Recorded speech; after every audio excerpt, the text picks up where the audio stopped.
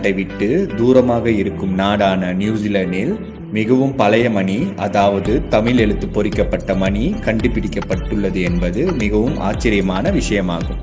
New Zealand நாட்டில் கண்டுபிடிக்கப்பட்ட இந்த மணியில் பொறிக்கப்பட்ட தமிழ் எழுத்து பழமையாக இருந்தாலும் அதை நாம் இப்பொழுது படித்தால் கூட நம்மால் இது தமிழ் மொழிதான் என கண்டு கொள்ள முடியும். இந்த மணி 1836ஆம் ஆண்டில் வில்லியம் கொலெட்ஸோ என்ற யூரோப்பியரால் கண்டுபிடிக்கப்பட்டது. இந்த மணி 700 ஆண்டுகள் பழமையான மணி என்று கூறப்படுகிறது.